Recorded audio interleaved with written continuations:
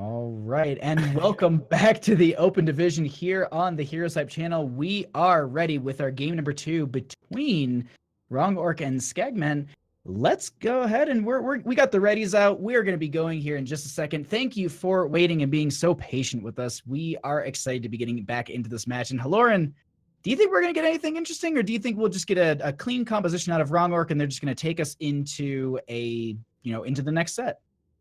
I think we're going to get something interesting. Part of me actually feels like Wrong Orc is going to take the most vanilla standard draft you'd ever see.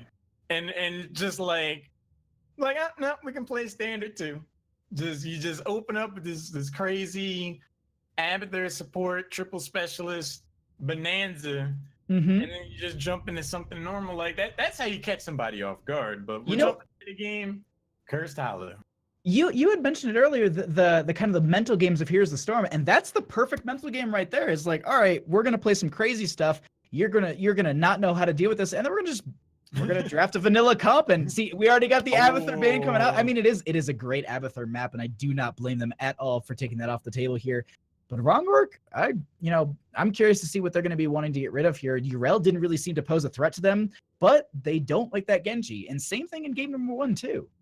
Yeah, Genji's been consistently banned. He just brings so much to the table, as does Hanzo. So this time we're not getting the first pick Yrel.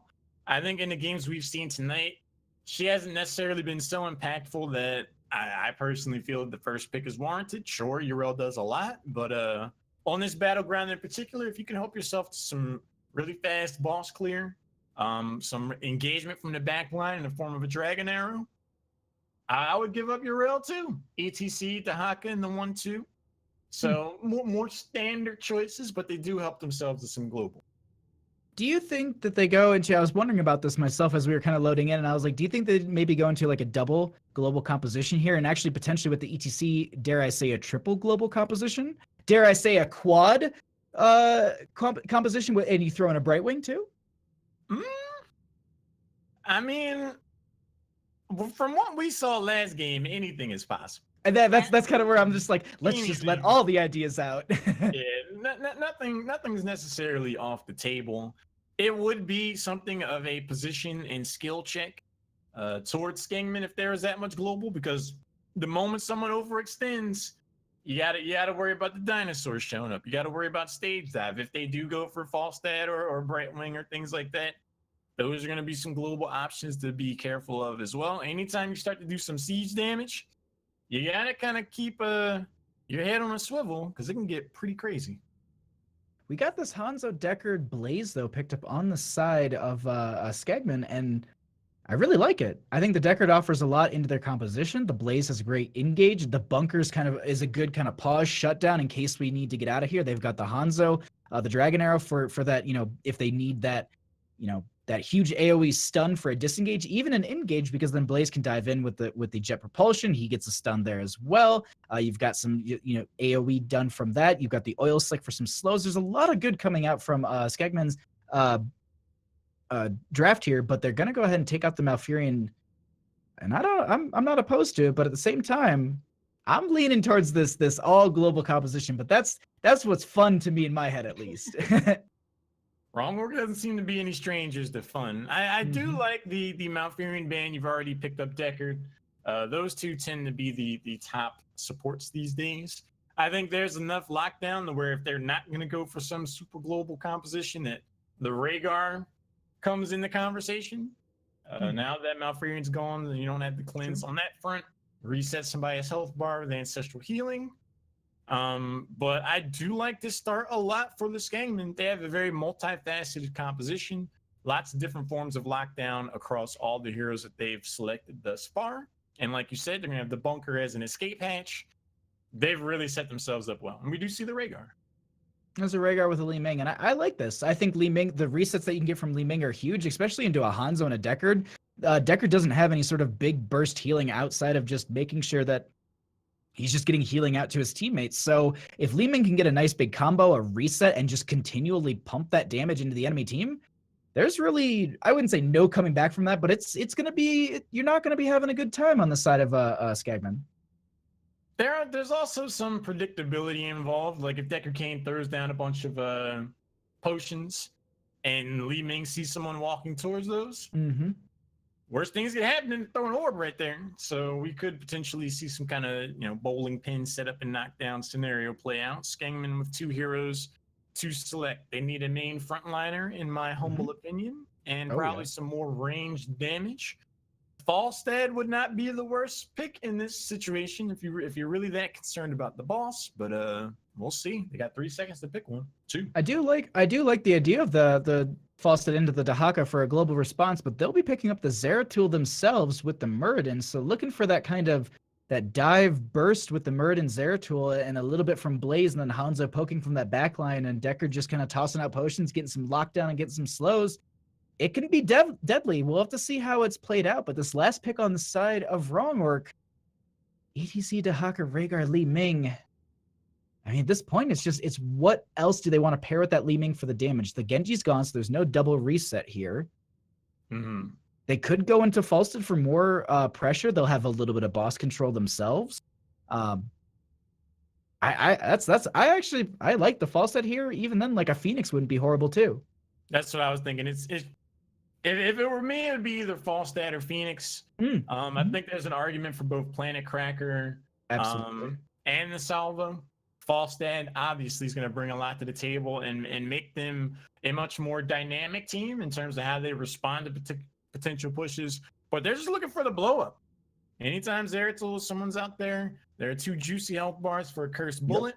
Go for the throat could have some value as well. So all the choices, it feels like, just brings different things to the table. I think both teams came away more what they're looking for, and we're seeing a much more standard draft setup here for Wrongwork. And yeah, I think you said it right. They're just playing a vanilla or a standard draft. They're playing a solo global. Zergling, if I'm not mistaken, is a wonderful Dahaka, if I'm remembering correctly here. So we'll be seeing that macro play coming out from them. Talking Trees on Li Ming is going to be awesome. Overall, I really like. I think this is kind of like, this is our comfort game. We're going to play some heroes that we're good on. We're going to play on a what you could consider a standard map. Cursed Hollow being the most MOBA-esque, at least from what I've been told and everything. Like, this is kind of the closest thing to what you get in other MOBAs. So great compositions coming out from both, and it's really just going to be who outplays the other team. The fights are going to be fairly even and really good here, Halorin. Yeah, I think we're going to see how well Wrongwork can just play a game straight up with this composition. They do have the global in terms of Dahaka, but as far as overall shenanigans go, they don't really have that. They're just going to have to flat out play well. Game number 2, it is best of 3. On the left side, we have Wrongwork. Nesper's on Greymane. Zahan will be sliding on ETC. Zergling will be looking to burrow with Dahaka.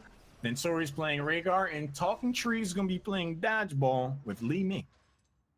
And on the right-hand side, we are going to be having Skengmen with Jaekung going to be on the Zeratul, Kreisby going to be on the Muradin. We'll have Homie going to be on the Hanzo, Indie Bear going to be on the Deckard Cain, and rounding out the team with Ibthings going to be on the Blaze. Skengmen are not too interested in playing that level 1 team-based hero brawler. They commit Blaze to the top lane already. A couple heroes down towards bottom. Sori's going to rotate up. Zainhide hanging out to see if someone wants to potentially overextend, but we saw some conservative wait-and-see approach from both teams last game. Looks like we're getting more of the same there. Yeah, I like this kind of setup. Just they don't really need to play too far out. They'll see where the rotations are going to be coming out, and they can adjust themselves from there. Right now, yeah, we have, as you noted, we have the Deckard and the Hanzo in the bottom lane, but Blaze getting pushed in quite a bit in top, and they're trying to do the same thing in bottom into that Dahaka, not allowing the solo laners to kind of get the clear and the push that they want, at least at the start here. Interesting rotations, though, kind of coming out between this mid and top from the Rhaegar and the ETC, as Li Ming is going to be doing the same, and Zeratul already waiting for the siege camp, ready to go at the 1 minute mark, and they're going to have that pressure into the bottom lane, while Rhaegar and Malfurion will be, or Rhaegar and Greymane will be getting the hard camp to the left.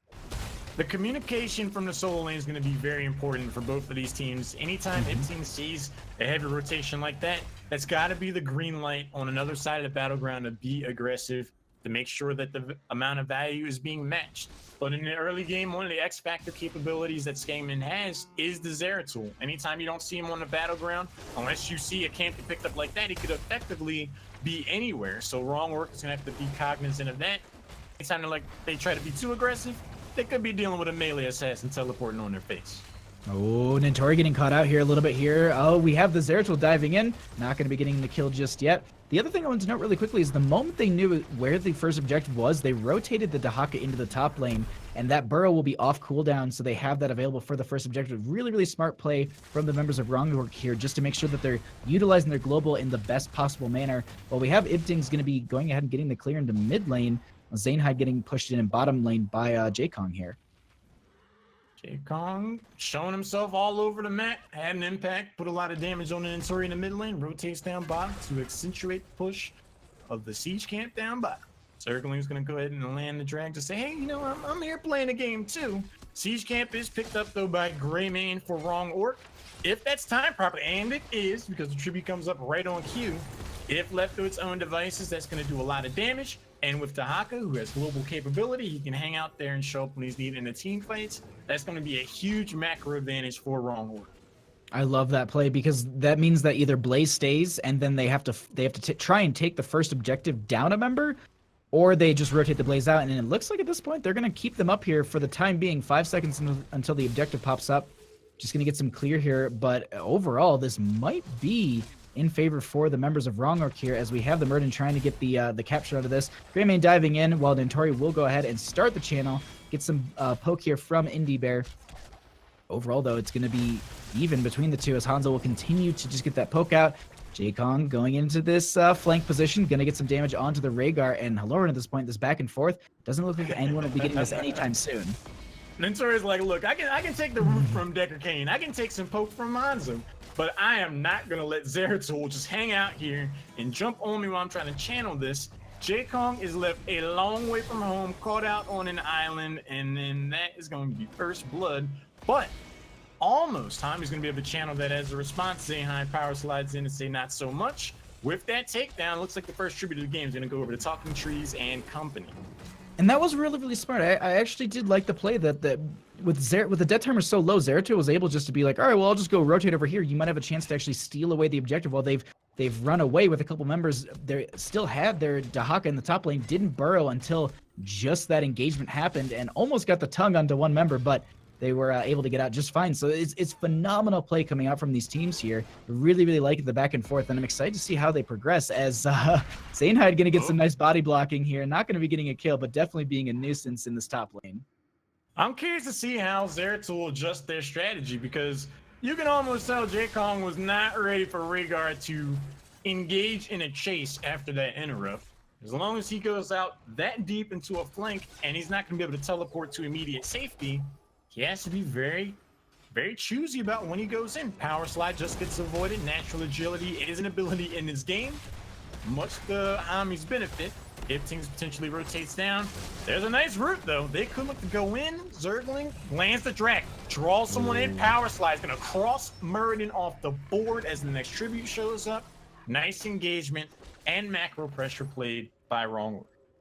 Wrong Orc starting at this game very, very strong, and also that camp just being that aggressive and being like, they're probably on their camp, let's go take it. And they did it handily, and they even got a kill from it. Murden gonna be popping up. Zeratul gonna get power slip there, just poking at Zainhide here, and Jaekong is actually looking for the kill. I don't think they're gonna be able to get it though. At the very least, he's looking to harass and say like, hey, you caught me out last time, but I am still very much a threat. Once power slide and face mode aren't available, you're just kind of a punching bag that is made of meat. So the second tribute's gonna get picked up. Greymane's gonna go ahead and pick up the siege camp. Right now we're seeing, you know, Skengmen, they're keeping up on experience. But when you look at the overall map, when you look at pressure that's being established and you consider the feel of this game, Wrong Orc is very much in control.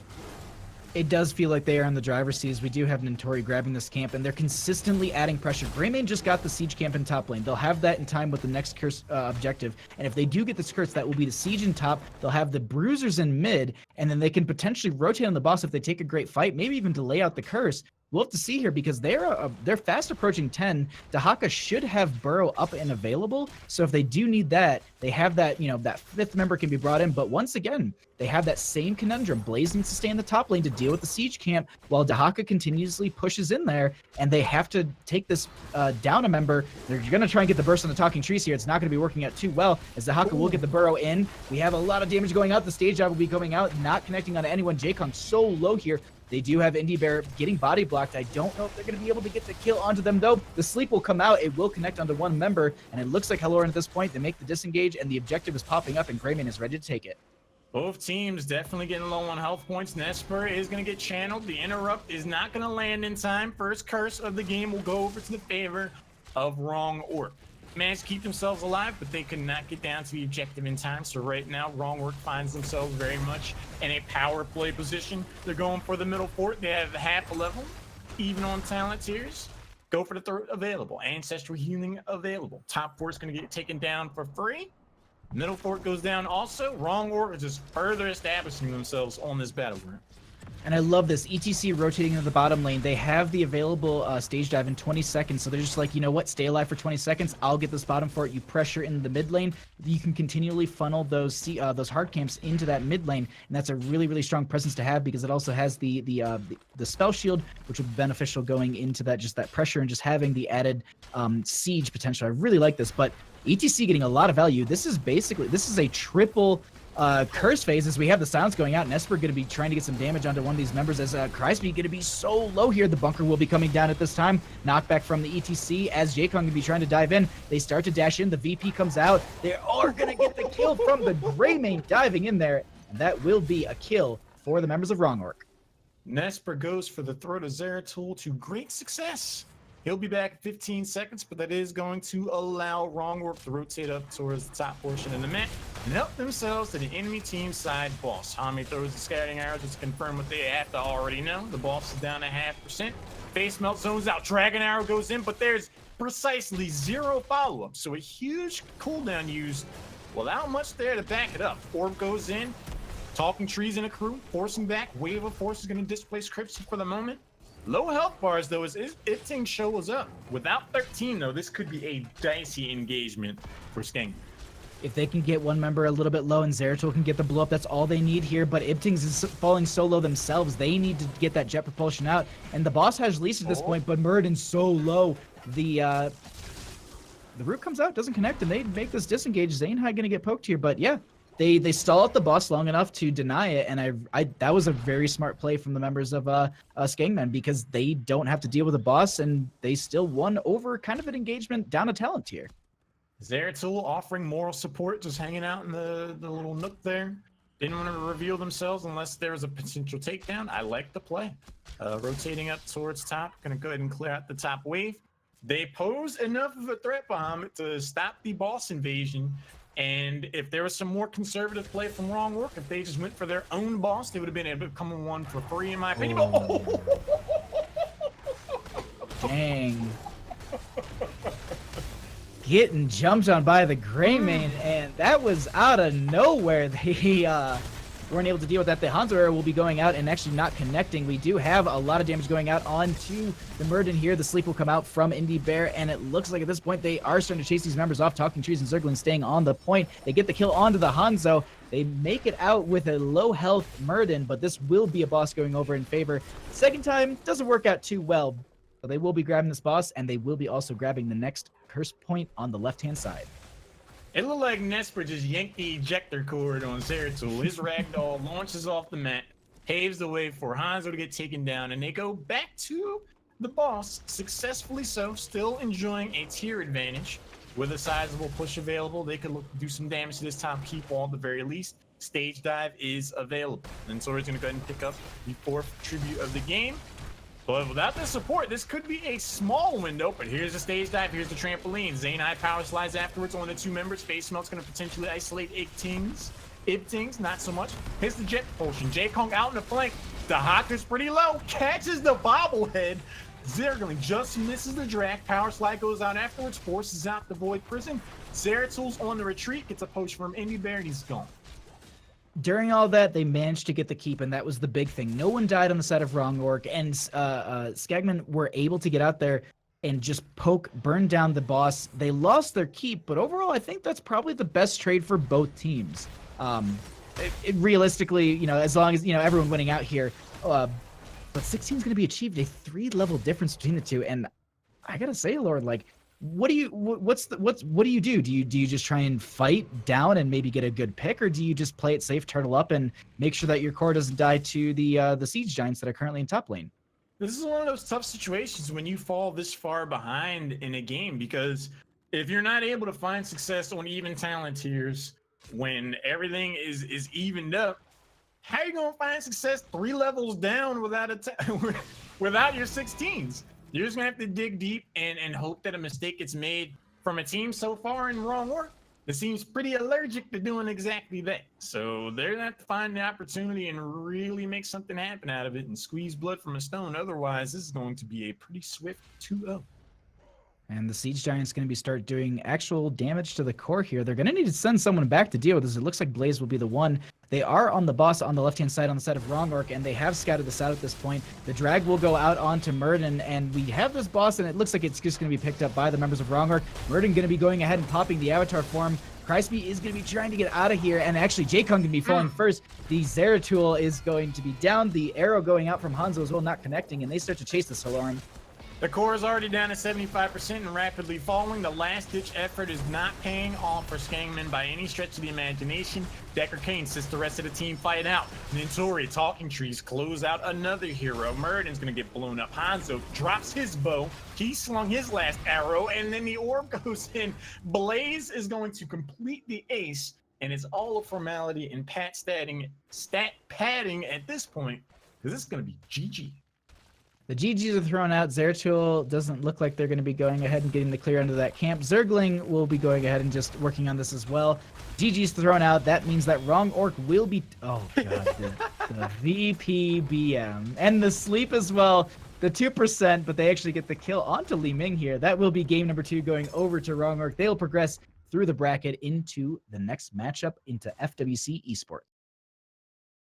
You know, I've seen some games of Nespers with Greymane where his death count, it starts to rank up. He dives in there. He's a very aggressive player. He knows the limits of his heroes. He likes to go all in. When he is not punished from employing that playstyle, you see what we saw there. Like, he was an absolute terror to Zeratul. Zeratul tried to get involved.